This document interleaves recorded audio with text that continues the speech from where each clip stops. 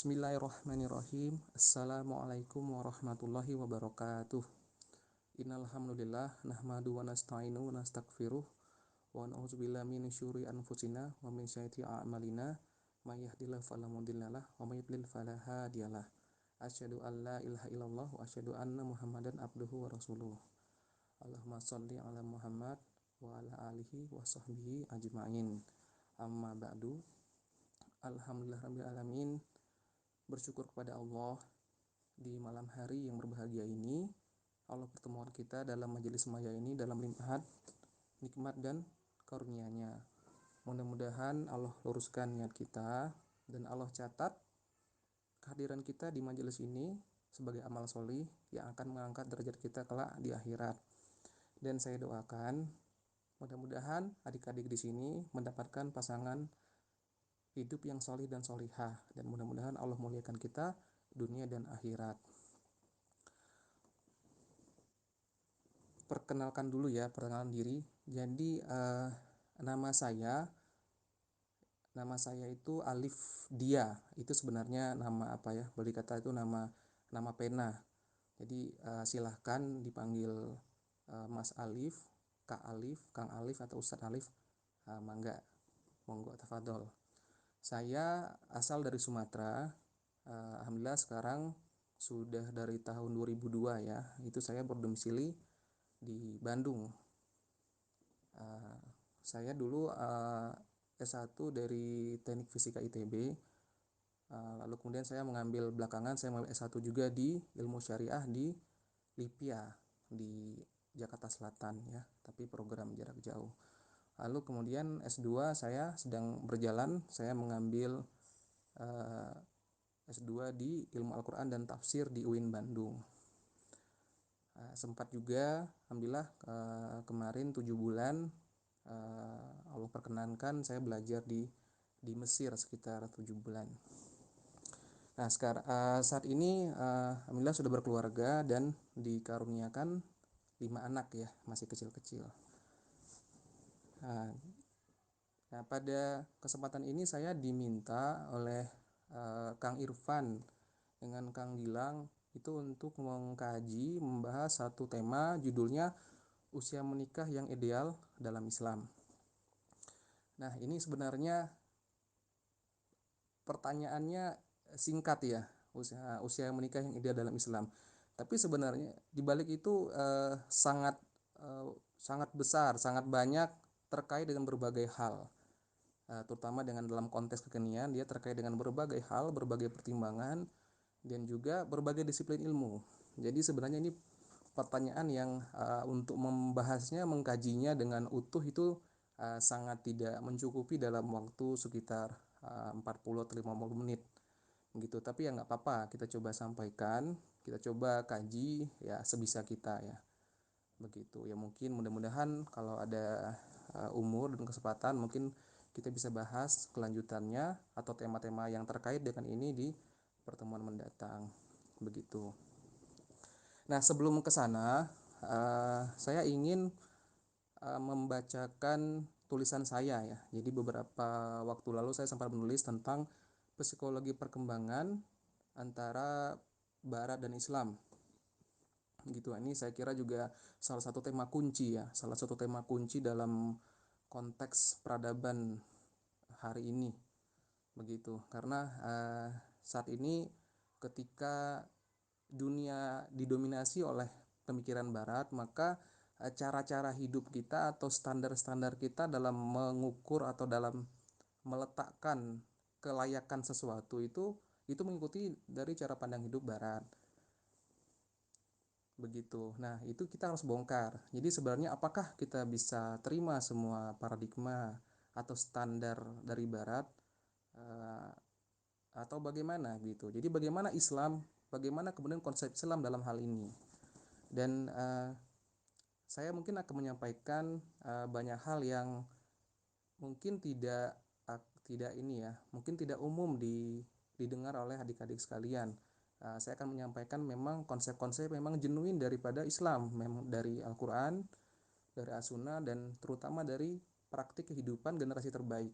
Nah, ketika kita coba sampaikan itu dalam mungkin akan ditemukan banyak hal itu tidak sejalan atau mungkin berbenturan dengan konsep-konsep yang dilakukan atau dijadikan pakem oleh masyarakat hari ini. Nah, cuman bagaimanapun saya kira itu tetap harus diungkap, karena ketika kebenaran tidak diungkap, maka kerusakan yang timbul dari disembunyikan kebenaran itu dia akan terus bertambah, akan terus meluas. Rasulullah itu berkata, kul kul hakon walau kana muron. Jadi kata-kata al-haq walaupun itu pahit. Begitu. Nah, kita coba masuk ya. Sekarang kita coba masuk ke tadi psikologi perkembangan antara Barat dan Islam. Bacakan dan menjelaskan tentang tulisan saya. Kita mulai ya. Psikologi perkembangan Barat dan Islam. Allah Ta'ala telah menyatakan bahwa sampai akhir zaman, Ahlul Kitab senantiasa akan berusaha untuk menjadikan umat Islam mengikuti milah mereka. Allah Ta'ala berfirman, "Walan tardo angkal yahudu walan nasara hatta tabi'a millatahum." Orang-orang Yahudi dan Nasrani tidak akan ridho kepada kamu hingga kamu mengikuti agama mereka. Hari ini kita hidup di mana peradaban yang mendominasi dunia adalah peradaban Barat. Komponen utama peradaban Barat adalah Nasrani dan Yahudi. Ketika peradaban Barat mendominasi dunia, maka nyaris seluruh tata kehidupan yang berlaku seluruh dunia, baik di negeri timur maupun negeri barat, adalah tata kehidupan yang mengikuti standar pandangan hidup Barat. Kita lihat bahwa sistem hukum yang berlaku adalah sistem hukum Barat, sistem ekonomi yang berlaku berasal dari Barat, sistem politik adalah sistem politik Barat, sistem pendidikan adalah sistem pendidikan Barat, sistem keluarga dan pola pengasuhan adalah sistem dan pola yang berlaku di Barat. Sistem pengaturan keseharian waktu mengikuti pola yang berlaku di Barat. Nyaris seluruh nilai, standar, dan sistem yang berlaku di negeri kita mengikuti nilai, standar, dan sistem yang ada di Barat. Maka betapa menakjubkan bahwa Rasulullah telah mengabarkan keadaan kita dalam suatu hadis. Rasulullah Shallallahu Alaihi Wasallam bersabda, "La tattabi'unna sananal lazina min qablikum sibron bisibrin wa zira'an bizra'in hatta law dahlu fi juhrin dabbin lattaba'tumuhum." Artinya, sungguh kalian benar-benar akan mengikuti kebiasaan orang-orang sebelum kalian, sejengkal demi sejengkal dan sehasta demi sehasta. Sehingga sekiranya mereka masuk ke dalam lubang biawak, sekalipun kalian pun akan mengikuti mereka. Maka kami bertanya, "Wahai Rasulullah, apakah mereka itu kaum Yahudi dan Nasrani?" Beliau menjawab, "Siapa lagi kalau bukan mereka?" Hadis riwayat Muslim. Hadis ini menjadi bukti kenabian Rasulullah Shallallahu Alaihi Wasallam, namun sekaligus menjadi bahan renungan dan muhasabah bagi kita umat Islam. Mengapa kita sebagai umat terbaik dengan panduan terbaik dan sistem kehidupan terbaik bisa tunduk mengikuti nilai, standar, dan sistem kehidupan Barat? Sebagaimana Allah telah berfirman, ya, ayat yang tadi saya bacakan lagi, "Walan tardo angkal yahudu walan nasoro hatta tattabi'a millatahum." Mereka orang Yahudi dan Nasrani tidak akan ridho kepada kamu hingga kamu mengikuti milah mereka. Di antara perkara di mana umat Islam tunduk mengikuti pandangan dan tata kehidupan Barat adalah perihal developmental psychology atau psikologi perkembangan. Psikologi perkembangan adalah bidang ilmu yang mengkaji dan menetapkan perkembangan psikologi, perilaku, dan peran manusia sesuai dengan umur biologisnya. Nah, diulang ya. Psikologi perkembangan adalah bidang ilmu yang mengkaji dan menetapkan perkembangan psikologi, perilaku, dan peran manusia sesuai dengan umur biologisnya. Nah, itu ya. Dalam pandangan psikologi perkembangan Barat, seorang pemuda berusia balik hingga 20 sekian tahun adalah sosok manusia yang masih labil, turbulen, liar, kekanak-kanakan, dianggap tidak layak untuk memikul peran-peran yang nyata atau peran-peran real di masyarakat. Jadi maksudnya begini, ketika sudah mencapai usia balik sampai usia 20 atau bahkan lebih dari 20 tahun, ya, itu mereka masih menganggap para pemuda itu sebagai sosok yang labil, yang turbulen, liar, kekanak-kanakan, dan sebagainya, sehingga tidak layak untuk memikul peran-peran di masyarakat. Fase labil dan turbulen ini disebut dengan istilah remaja, adolescence, atau bahasa Inggrisnya adolescence. Paradigma psikologi Barat memandang bahwa fase remaja atau adolescent adalah penyakit dalam fase pertumbuhan. Karena ia adalah fase penyakit, maka para pemuda harus dikekang dan ditekan aktivitas-aktivitas mereka dan menempatkan para pemuda mereka pada aktivitas yang memasung kreativitas, imajinasi, inisiatif, dan dinamika mereka. Nah, ini yang terjadi ya. Mungkin adik-adik merasakan nggak kalau adik-adik ketika usia, sebenarnya adik-adik sudah balik, dalam Islam itu balik itu menurut jumhur ulama adalah usia 15 tahun. Merasa nggak setelah usia 15 tahun tuh adik-adik masih dianggap anak kecil? Nah, artinya apa ya? Ya masih anak kecil lah, masih bukan tempatnya untuk untuk memiliki peran-peran yang ini, yang memang real di masyarakat. Bukan saatnya untuk menikah, bukan saatnya untuk bekerja, bukan saatnya untuk misalnya berusaha, berbisnis dan sebagainya. Jadi itu ditunda nanti setelah 20 mungkin atau 23 dan seterusnya atau bahkan 25. Kita lanjutkan, berangkat dari cara pandang ini, maka Barat menganggap benar menunda dan memperlambat masa kepanakan dan kedewasaan seorang manusia itu hingga 5 hingga 10 tahun. Jadi kemunduran kedewasaan itu bisa mundur 5 sampai 10 tahun atau bahkan lebih. Hari ini dia semakin kita lihat perkembangan zaman tuh kedewasaan tuh dia semakin lama begitu. Umat Islam yang umumnya tidak memiliki pemahaman yang mendalam tentang agamanya dan sejarah peradaban, nyaris maksudnya kebanyakan umat Islam itu menelan bulat-bulat cara pandang Barat ini, lalu memposisikan dan memperlakukan pemuda-pemuda mereka sebagaimana paradigma Barat ini. Akibatnya hari ini kita melihat para pemuda di usia baliknya mengalami penundaan dan keterlambatan hingga 5 sampai dengan 10 tahun. Perlambatan ini menimbulkan efek sosial, ekonomi, budaya yang tidak sederhana. Di antaranya adalah alih-alih para pemuda mengisi waktu dan usia mereka dengan produktivitas, karya dan tanggung jawab, mereka malah banyak menghabiskan waktu untuk hal-hal yang sia-sia, yang tidak produktif, bahkan hal-hal yang merusak, seperti berhura-hura, tawuran, nongkrong, pacaran, pergaulan bebas, narkoba, kecanduan game, dan berbagai hal yang sia-sia maupun merusak lainnya. Masa-masa emas yang hilang ini merentang hingga 5 hingga 10 tahun begitu atau bahkan lebih. Jadi ada masa emas ya. Maksudnya masa emas ini sebenarnya di sana tuh mereka sudah bisa mengisi hidup mereka dengan hal-hal yang besar ya, dengan amal soleh, dengan tanggung jawab, dengan prestasi dan karya-karya. Tapi itu kemudian hilang karena diposisikan mereka sebagai anak kecil, sebagai belum dewasa dan sebagainya. Atau istilahnya itu remaja, istilahnya remaja. Selain itu, penciptaan fase remaja dan perlambatan kedewasaan juga berakibat pada kemunduran usia pernikahan. Akibat kemunduran ini, jadi banyak yang sulit menikah, bahkan eh, ada juga sebagian tidak menikah sampai akhir hayat. Semakin pendek sisa usia, lalu juga di antara akibatnya semakin pendek masa usia kesuburan bagi wanita, sehingga semakin sedikit rata-rata jumlah kelahiran di negeri Muslim. Nah, lalu bagaimana Islam memandang para pemuda dan peran yang dilakoninya?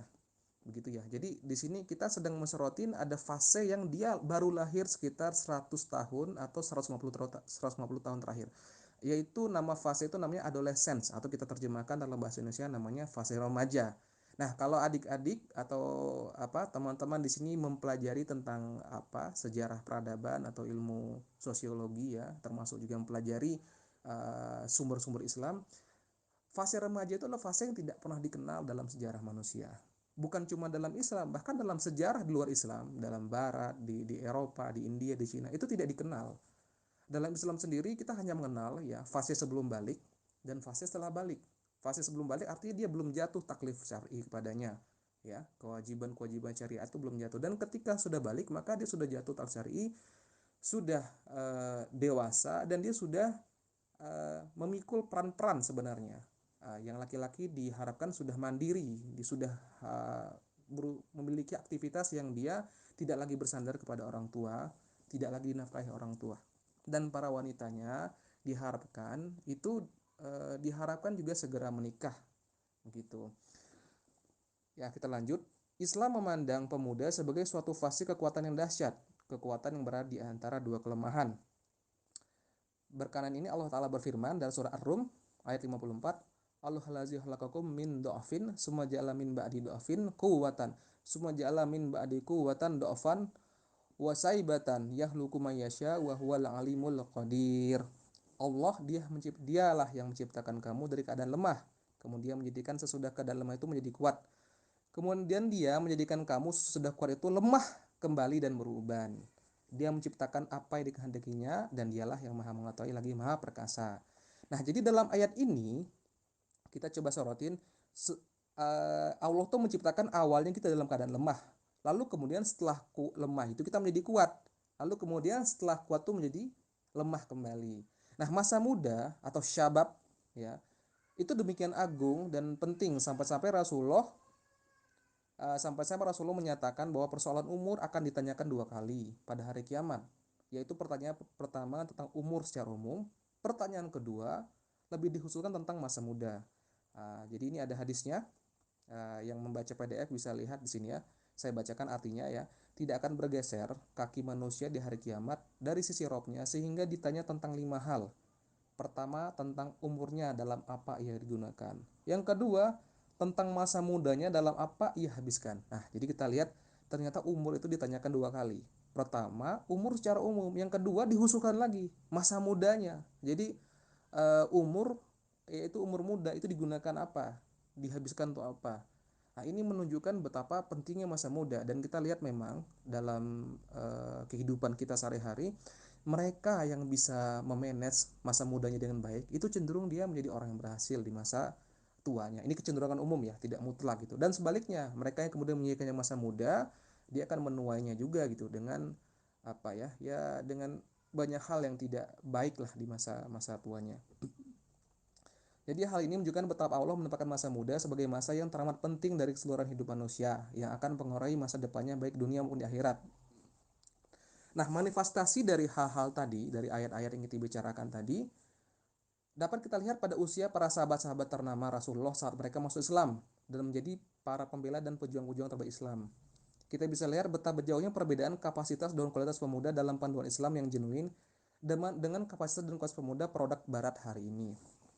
Ini saya mencoba mengutip satu tulisan ya dari Ustadz Budi Asari ya, tulisan beliau, di mana beliau juga mengutip penelitian dari seorang ulama Mesir bernama Dr. Mahmud Muhammad Imaroh, dosen Universitas Al Azhar Mesir. Jadi di sini Dr. Muhammad Imaroh menuliskan data usia mereka yang masuk Islam di masa dakwah rahasia Nabi.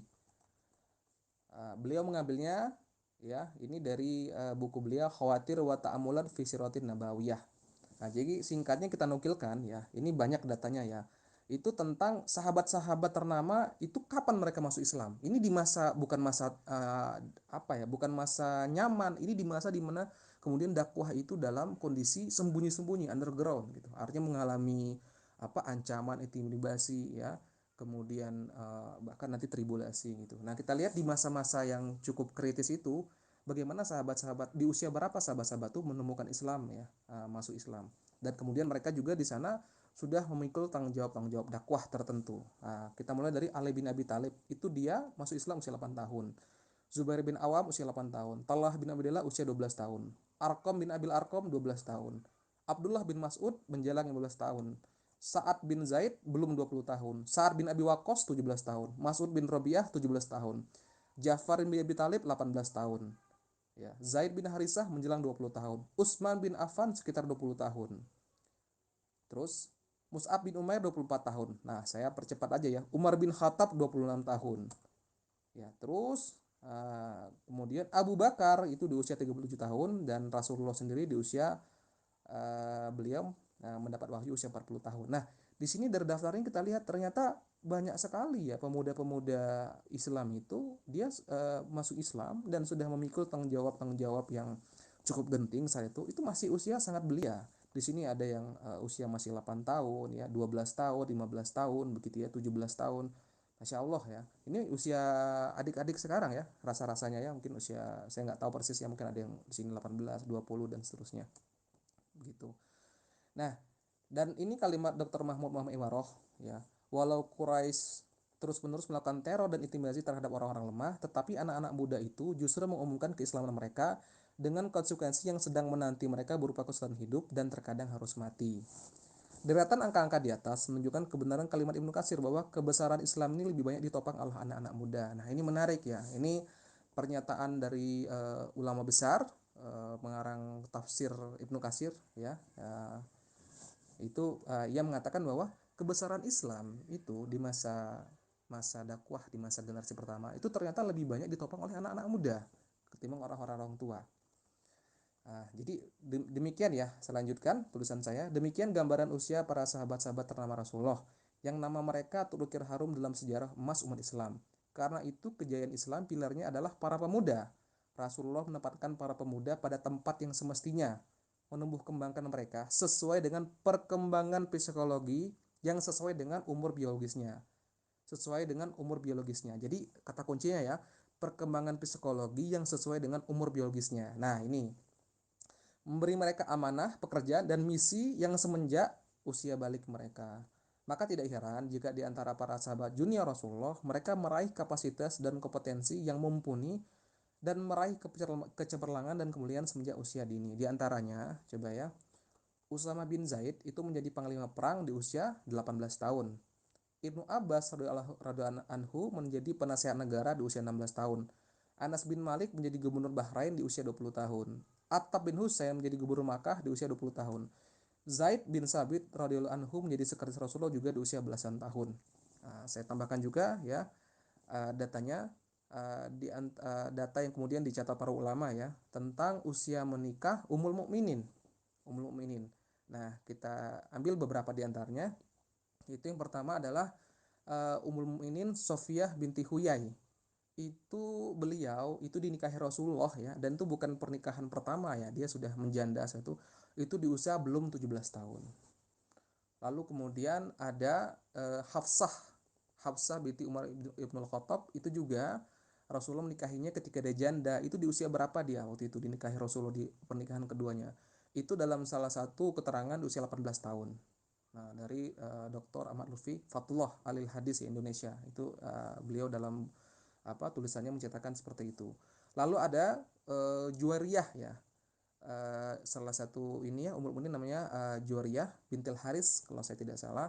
Itu ya, para ulama mengatakan dia dinikahi Rasulullah, dan itu bukan pernikahan pertama, dia sudah menjanda itu di usia 15 tahun. Dan mungkin terakhir adalah Siti Aisyah sendiri, itu yang mungkin yang paling yang paling menonjol gitu. Dia sudah menikah dengan Rasulullah bahkan sebelum usia 10 tahun. Nah, jadi coba kita sedikit review ya. Tadi kita lihat, bayangkan ya, Usamah bin Zaid itu sudah jadi panglima perang usia 18 tahun. Masya Allah ya. Dan itu panglima perang menghadapi kekuatan militer terbesar di dunia atau terkuat di dunia saat itu, yaitu Romawi, yang mana adalah salah satu negara terkuat di dunia saat itu. Ibnu Abbas itu menjadi penasihat negara usia 16 tahun. Jadi ketika Umar menjadi khalifah, maka kemudian di antara penasihat terpenting dari Umar terhadap permasalahan-permasalahan pelik negara itu adalah Ibnu Abbas radhiyallahu anhu. Itu kemudian menjadi penasihat negara di usia 16 tahun. Bayangkan adik-adik 16 tahun. Ini saya yakin mungkin adik-adik di sini banyak yang lebih tua ya daripada Ibnu Abbas. Anas bin Malik menjadi gubernur usia 20 tahun. Ya, gubernur Bahrain. Bahrain itu hari ini negara gitu. Jadi kalau hari ini tuh kelasnya negara itu. Dan seterusnya, termasuk tadi para sahabia atau para ummul mukminin. Itu mereka ternyata di usia belasan tahun itu sudah menikah. Nah, dari sini kita punya clue ya. Jadi di sini kita sudah punya clue. Ternyata generasi terbaik itu mereka sudah untuk laki-lakinya mereka sudah berkarya, berprestasi ya. Bahkan kemudian menyejarah itu di usia belasan tahun. Dan para sahabiah atau para wanitanya itu sudah menikah di usia belasan tahun. Bahkan yang angka-angka yang saya sebutkan tadi itu kebanyakan adalah usia pernikahan kedua. Begitu ya.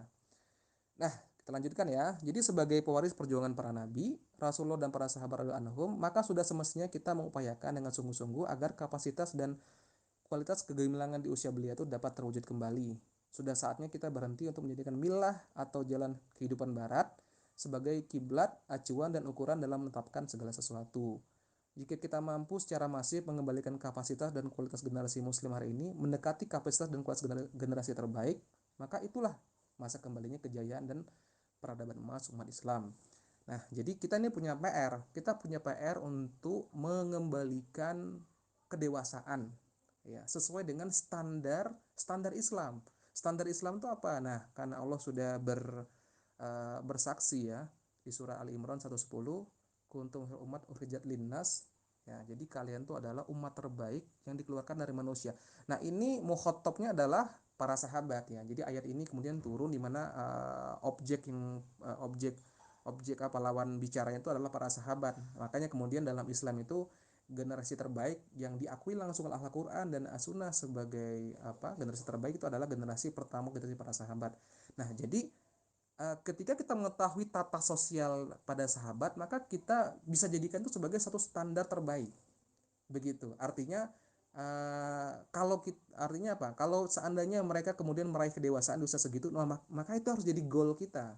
Ya, goal kita. Wah, kalau gitu kita ternyata kejauhan ya mundurnya gitu. Nah, kita mencoba gimana kita punya PR, punya pekerjaan besar. Bagaimana kalaupun kita sudah terlambat, mungkin adik-adik di bawah kita atau anak kita itu bisa meraih kedewasaan ya bisa berkarya, bisa kemudian apa mandiri atau sudah berkeluarga tuh di usia yang lebih muda, di usia setelah balik.